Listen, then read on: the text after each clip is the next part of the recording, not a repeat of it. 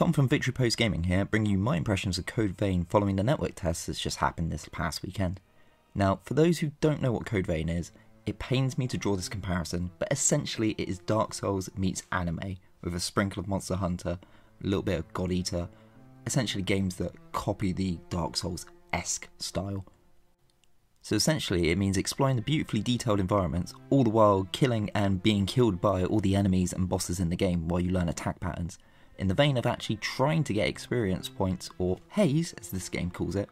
I was just calling it souls all the time because I've played so much Dark Souls, so you can actually strengthen your weapons, your armour and increase your character. First off, like any good game, it's got a character creation suite, and by God this thing is insane. Every single character I always make in a Dark Souls game or anything related to that sort of game, I always name them Gon Freaks, because Hunter x Hunter, Hunter x Hunter, Hunter x Hunter, whatever you want to call it, it's one of my favourite animes ever, and I love having a little version of Gon running around, even if he does look adult and nothing like the child in the anime. One slight problem for this though, I decided to choose the name first, and in choosing the name first, it turns out that there is not a hairstyle that looked like Gon's. So I had to scrap my whole idea because eventually I realised that I could make Kaneki from Tokyo Ghoul, and actually for the fit of this game, that made way more sense. Mainly because I actually did a pretty damn good job in making him, and it made me quite happy, even if the trousers do look like something out of Monster Hunter. The depth of the customization is something on the level of like Elder Scrolls. It's actually insane. You haven't got like face modifiers or anything like that for it, but the actual customizing side of it is insane. So I've got to tip my hat for that. The only problem is that, annoyingly, because it is a beta, and it does say at the start of this beta, all of the save data is going to be completely wiped, and so I'll have to redo this when the game actually comes out, but I'll get back to that a little bit later on. So once I've made my sweet little Kaneki, it's then time for a tutorial, and yes, alright, probably pretty obvious how to play the game. Square is a weak attack, triangle is a heavy attack, circle is dodge, so it's the obvious sort of things, but it does have a few different mechanics. For one thing, you can change your code, which is essentially kind of almost like a modifier to your stats on the fly. Well, I say on the fly, you have to bring up the menu and change it, but it's not like you have to go back to a hub and change anything, or you're locked in when you choose a character at the start of the game. This gives you different buffs, gives you different abilities, and the way the abilities work is that as you play the game and you unlock upgrades for them, eventually you can master them. Mastering them means that you can then use them in different codes. So for example, there was one I spotted later on that would give me better drops with enemies, but I couldn't use it unless I used that code. I didn't want to use that code because it dropped my stats, so it meant that I had to master it, which then meant I could use it on the main code that I wanted to use, and I've said code way too many times. Speaking of abilities, you have passive and active ones. Passive ones obviously give you buffs like stamina up, strength up, and you don't have to do anything, you just equip them. Admittedly, you can only have 4 at a time, but I never really found an issue with only having 4, you just have the obvious ones to pick. Active ones on the other hand are kind of unique per code again. So for example, one of the characters will give you Flame Shot, or another character will give you like a misting dash dodge attack thing that I just couldn't use and ballsed up every single time I went to go use it. Again, if you master these, you can use different ones with different codes, so you can essentially just make your own creative playstyle. I pretty much stuck with one of the first ones I got, mainly because I saw that all the other stats dropped on every other code, and I didn't really have an issue just using what it gave me to begin with. All of this uses Ichor, or essentially like its own stamina system. Each attack uses a different amount. The better the attack or the better the buff, the bigger the amount it uses. You can also use it to replenish your own partner's health, because you do have a partner pretty much all the time, well, once you get past a certain point in the tutorial at least. The way you get Ichor back is by essentially backstabbing. I've got to stop saying essentially. The way you get Ichor back is by either using items or by using the charge attack. You hold down the cross button, wait for it to ping, and then hit an enemy with it. It usually gives you about +2, which you can constantly keep chaining and get up to quite a high amount. Problem is that when you rest at a bonfire or missile in this game, it resets everything, much like the enemies and the rest of the level. I never really found myself running out of it, nor wanting to really charge myself up more. The main reason I kept doing it is because it looked goddamn amazing, and when you actually get different armours, it changes what your charge attack looks like. And nothing felt sweeter than learning how to parry in this game. There's especially one enemy that when I started grinding for a while, I got down to a T. Other than that, you've got 2 different types of weapon you can equip at all times, Again, different armors you can use, but essentially, if you've played a Dark Souls game, and I really don't want to keep drawing the comparison, but if you've played anything like this before, you'll feel pretty much at home. I'd say speed-wise, it's kind of between sort of Dark Souls 3 and Bloodborne. I haven't played Sekiro yet, but I would say it's kind of in between them two. It's not slow, but it's methodical, kind of on Monster Hunter scale, I'd say. So with the tutorial out of the way, it was finally actually time to get into the single player sort of chunk of this network demo. And not gonna lie, I played offline because I don't like playing online at these sort of games, and I never summon, I never ask people for help. It's not a brag, it's literally, to me, you do it by yourself, and then later on, once you've finally figured out the whole of the game, that's when you play online, and I just go help randos because it's more fun for me that way. I like the challenge of these games. So you wake up on the floor, blacked out, with a girl who's barely wearing anything in front of you, and she tells you that you need to go find some things, and you go try and find those things, and what actually happens is you get captured by some dudes with guns who are all wearing gas masks. It's all very weird, and then you get told that you have to go find these blood beads because that is the currency that they're using, so you have to go get some of them for them because they don't want to go get them. So it's like, okay, cool, fine, whatevs, like, just put me in the game, I don't really care. So it gives you a partner, and it's still partially tutorial mode. There was an option to switch these things off, but didn't really make a difference to me. You just press cross to get rid of them. So you follow the path round, you learn a little bit more, and then, spoilers, shock horror, your buddy gets attacked, and you have to leave him. You then do find somewhere else later on, but the crux of this little bit is that it's kind of, there's no emotional attachment to him, so it kind of seemed a bit of a wasted sort of like heartfelt moment where it's like, oh, this dude that I've literally just met, oh, he's going to die, oh, well, that's a shame, I guess. Not really. So you go around fighting different monsters, or revenants I think they were called in this, level up, get more haze to increase your attack power again, find more shortcuts, find like quicker ways of actually dealing with enemies. The actual attack itself is quite fun. It's not, at the start I found it a bit samey, that it felt like a bit button heavy in terms of the stamina bar regens ridiculously fast, and so you could get away with just button mashing because doing a slower, heavy attack left you so open that you would just get hit. Parrying was easy and hard at the same time. Some enemies have the most obvious tell of where they're going to swing. That's perfectly fine. They're meant to be easily parried. Other enemies obviously have the fastest swing, and like most games, you kind of get used to the time when you're meant to press the button, but it's not like Dark Souls where you press the button and it's kind of when the shield comes out. This was more like you kind of had to wait for your animation to almost finish, and that was when the parry window was. Took a little bit of a while to get used to, kind of then got into that sort of, oh, I can do this every single time and then get my ass handed to me sort of phase, where it then grounded me back in reality of that I was going to get murdered every time I try it if I got too big-headed. You've got pretty good movement, the dodge is absolutely brilliant, backstabs are pretty damn easy, although I did find that some enemies, the sort of window where you're meant to backstab them is like really obtuse, so sometimes like I would roll past someone, I'd end up backstabbing them by accident, and other times I'd be circle strafing them, trying to find where I should be backstabbing, and in the end just kill them. So I don't know whether that's something that's like my fault or the game's fault, but eventually you kind of find that sort of sweet spot. Again, enemies attack relatively cleverly, I'd say. They often kind of group up on you, and the most annoying thing I found was that when you get staggered, the stagger sort of discharge on it, if you get hit once, you get absolutely wrecked. And if there's two enemies swinging at you, you get even more wrecked, to the point where your health just goes in an instant.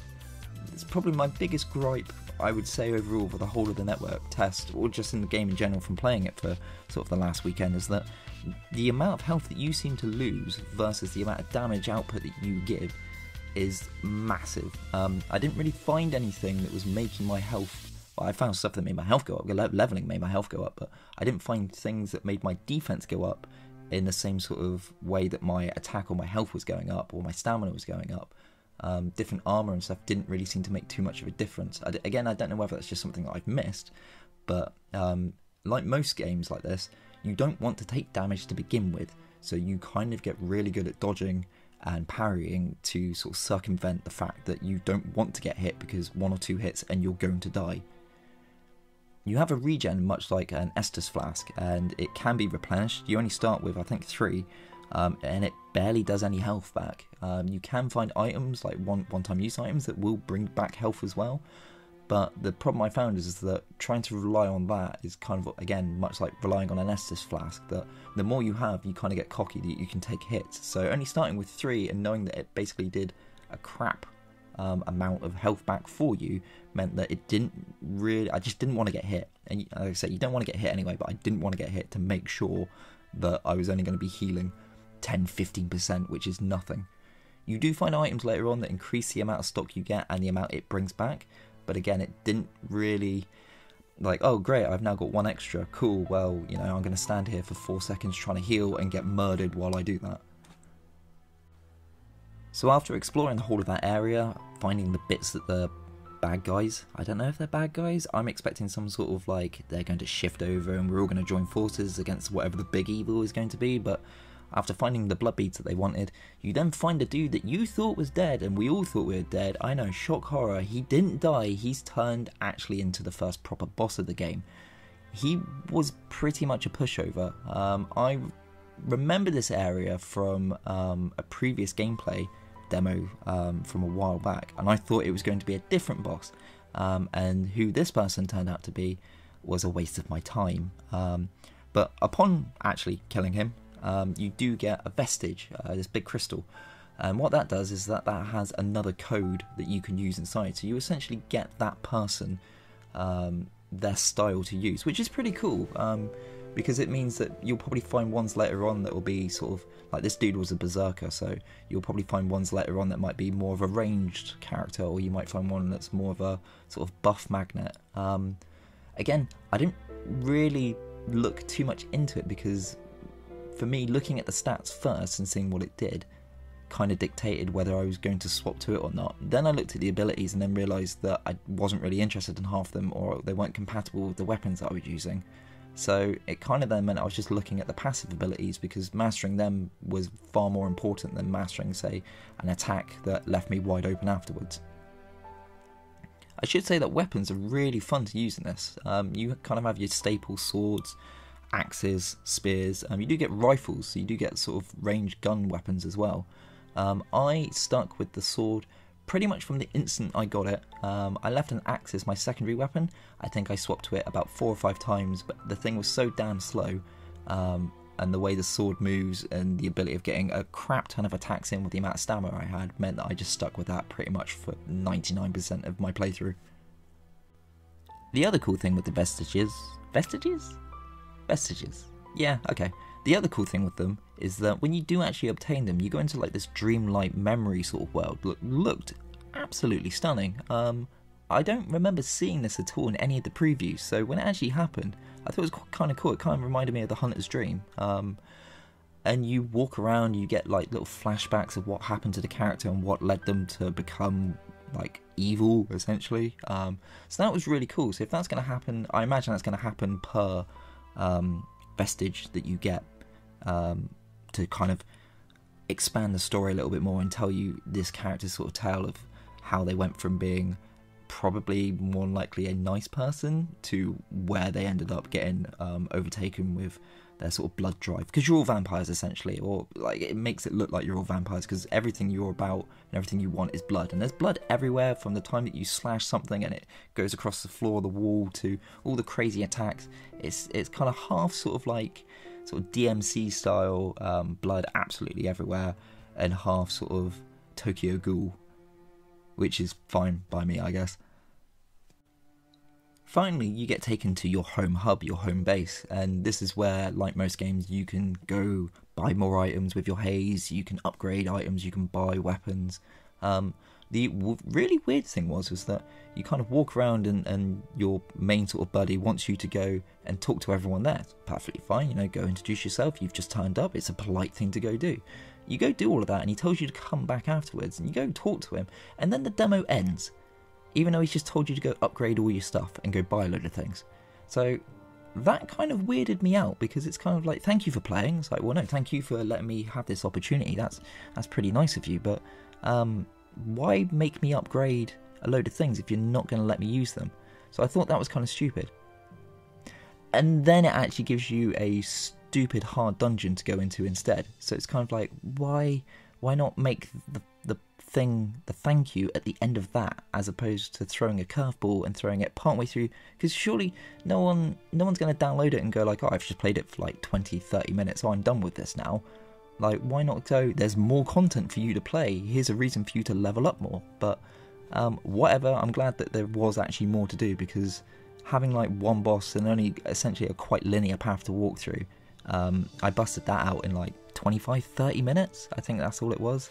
I think I maybe died maybe once. Maybe I didn't die. I can't remember. So again, for like the 50th time to draw comparisons to Bloodborne or Dark Souls, you can go into what are called the depths, kind of like Chalice dungeons. I don't think they are randomly designed. I wouldn't imagine this one was randomly designed, but you can get like these scrolls or pages or maps that essentially lead you to the depths, and they're kind of just like bonus dungeons. I don't really know them. It doesn't really explain them properly. The dude there chatting to you about them kind of goes into a bit of detail, but I kind of got bored because I was like, ooh, there's somewhere else to go. Ooh, it's high level, let's go do this. Looking at it, it said that the required level was level 40, and I think at the time I was like level 10 or 11. I wasn't very high level, so I was kind of apprehensive about going into it, thinking I'm probably going to die a lot.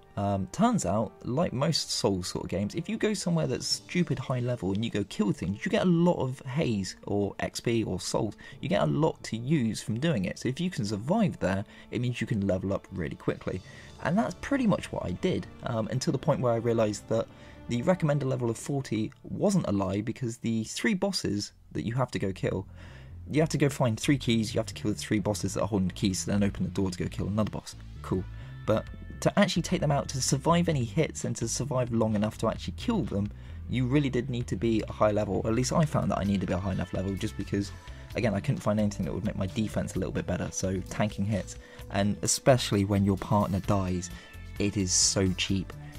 The way the AI is tethered, it doesn't feel like if you can aggro different ones. There were some times where both enemies would come towards me, and the computer partner would just be behind them just slashing them, and the computer wouldn't care, the enemies wouldn't care that he's attacking them.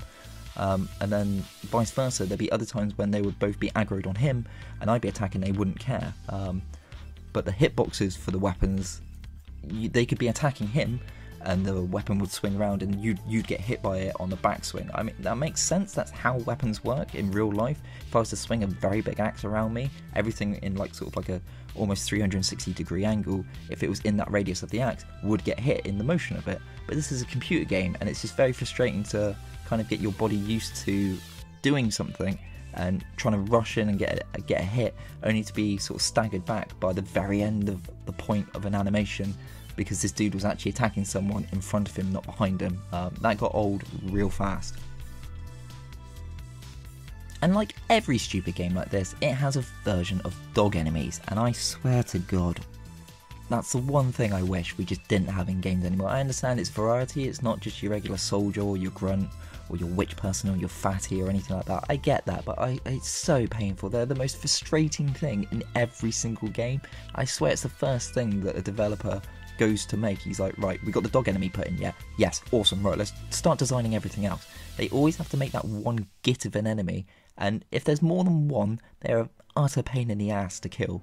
They go down stupid easy, but I swear, if there was one enemy that I could just take out of every single game, it would be dogs first, then crows, and I'd be happy with everything else in any other game. So after finally killing all 3 of the bosses to get the keys, I ballsed up and forgot to actually hit record on the other 2, but I got the 3rd one, which was the biggest pain in the ass one, so thanks Tom for doing that and paying attention. You finally go open the door and go try and take out the sort of main boss of the area. Now, I was thinking, I've got this. It says recommended level 40, I think at this point I was 40 to 45. I was like, yeah, I've got this. Got it down, killed her, I was like, yes, perfect, you know, easy money. And then second form hit, and I got utterly wrecked. And then it's when I decided that I probably would need to level a bit. Now, I've not got an issue going somewhere and leveling for quite a while. I think it shows a mark of not a good game as such, but a game that I don't mind playing loads if I can spend anywhere between 10 and 5 hours doing the same thing repeatedly over and over and over again, killing the same people to get enough XP or haze or souls, whatever, to level up. So I decided that, it's just a demo, and okay, fair enough, my stats aren't going to continue into the full game when it gets released, whatever the release date is for that, by the way, because I can't find any information whatsoever. So I decided, how many levels can you get with 1 million haze? And so I spent the next 2 hours grinding away to try and find that answer out. I got ridiculously good at parries. I started taunting all the time because eventually it did get a little bit grating trying to kill people. There was a really cheap tactic of starting where you start, where the little missile area is, running into this area that constantly would spawn almost like a invader, but it's not just one person, it's a wave and wave and wave of sort of lower class enemies and bigger baddies. And they have a tether point, so they can't walk past a certain area, and if they do walk past that certain area, they start walking backwards and not attacking you. So it became very apparent that the quickest and easiest way of doing this was killing the main 3 enemies in that first area, running over to where it spawns them, running back out of that area, and basically funneling them down this channel to the point where I killed them. The gifts that you got at the end of it was quite a fair amount of XP or haze. You got some crystals, which are kind of like blood gems or souls that you could pop for like 100, 1,000 and 5,000. So I did that for about 2 hours until I had 1 million haze, and I felt like a god at that point.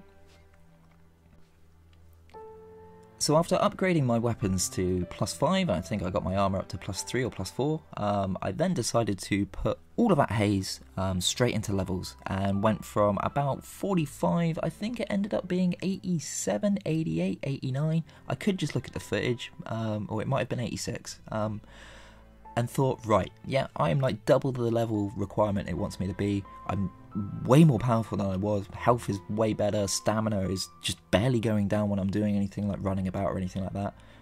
This should be pretty easy, and it was. I still died, and that's again probably down to my defense didn't actually increase that much. Everything else increased loads, but defense just didn't seem to go up as much, and tanking hits. And also I wasn't using any items that could have stopped me from taking as much ice damage or as much fire damage. I just kind of went in raw and kind of decided to just tank all the hits. But yeah, killed her. Really cool boss design. All of the bosses, all the enemies, I really do like the designs on them. They look proper anime. It kind of looks like something out of Berserk and Tokyo Ghoul, which is 2 thumbs up in my book.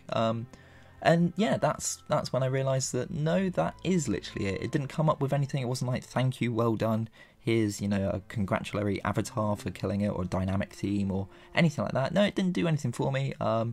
It just died, and I kind of panned the camera around the room thinking, is there something else to do? And there wasn't, and I just went back to home base and was kind of like, oh, that's about it. Overall, though, I am genuinely stupidly excited. I was excited before, and now I'm even more excited. Now I've had my little tiny hands on it and played it for probably the best part of like maybe 5-6 hours, which doesn't seem like a lot, but I do other things on the weekend, so it's not like I'm going to just devote myself to playing non-stop, even though I can only play it for like 3 days before it switches off again. But I did really enjoy it, and I was pretty sure from watching all the gameplay videos before that I was going to enjoy it. It's annoying that, again, if someone can tell me what the release date is, because, again, I can't find it whatsoever, but if someone can tell me the release date, originally this was meant to come out the day after my birthday, so it was going to be my birthday game for myself, and then they pushed it back by, half a year, another year or so, that kind of screwed me over, but everything from the visuals, it looks beautiful. There's some really nice vistas that you can see, especially the home base area where you're looking out over the rest of the environment, and just the decor of the home base is really nicely laid out. There is the obvious sort of like cut and paste areas in that depth, and the same with the main sort of little single player area you sort of walk down, but that's to be forgiven really. That's just kind of normal. I mean, it's a cityscape, so you're going to see buildings, you're going to see rubble. Character design looks cool. Voiceover is your typical anime dub. It's better than something from the 90s and early 2000s, but it also has the obvious anime English VA tropes of, like, here's the gruff man, here is the sort of slightly high-pitched girl, here's the slightly more gruff girl. So don't really care. Might probably play it in Japanese with subtitles just because. I don't know, it's not really something I particularly care too much. I don't really get involved in that too much. But again, visually, all the animations and everything for the characters and cutscenes is really well done. I know that they spent some time. They originally said the reason why it was delayed is because they want to put a bit of polish on, so I'd be quite interested to see what it looked like for all of those sort of things back then before they delayed it, and what it looks like now. But it looks like whatever they've done is done the magic, which is pretty cool. I say gameplay, I can't wait to get my hands on the full game with this. I will easily put in far too many hours when it finally comes out, like I normally do with a Dark Souls, Bloodborne, Monster Hunter. It pretty much rules my life from the moment it comes out until the moment I've pretty much burnt myself out from it. So yeah, so with any luck, it'll come out soon. Still debating about whether to get the collector's edition. I have just come back from Japan and I brought back 5 boxes of nonsense with me, and I don't know where any of it's going to begin with, so don't really know if I can be bothered to spend £100 on a statue. It is a cool statue. I don't really care about the character though, so I kind of wish that it was a different character, but hey ho, didn't really have a choice in it. But yeah, hopefully it comes out sometime soon. I'd say if you did manage to play it, what were your thoughts on it? Did you enjoy it? Was it everything you were expecting? I would honestly say, watch some gameplay videos. If you managed to play it, did you find it like Dark Souls? Did you find it like Bloodborne? Again, I can't comment on Sekiro because I don't have it. I will buy it eventually. For as much as I say that I love Dark Souls and stuff, I'm not interested in that game in the slightest. So yeah, when it drops down way more in price for me, or probably after I've burnt myself out from Code Vein, I might actually pick it up then. But yeah, let me know what your thoughts and opinions are if you managed to play it and if you're excited to see the game. I've been Tom from Victory Praise Gaming. There's going to be some more videos coming out soon on some other random stuff. If you're a fan of Gundam, I've got quite a fair bit of Gundam coming out. And then just some other sort of random nonsense that I've been putting off for far too long now that I've actually bothered to get my ass back into gear and started doing this. So yeah, Tom for Victory Praise Gaming, thanks for watching. Like, comment, subscribe, all the usual sort of things. I just slapped my hands on my knees. I don't know why, you can't hear it because I'm not going to be putting my face in this video, so that's going to leave a lovely noise for you to hear. But at this point I'm just rambling, so like I say, thank you for watching. Have a good day.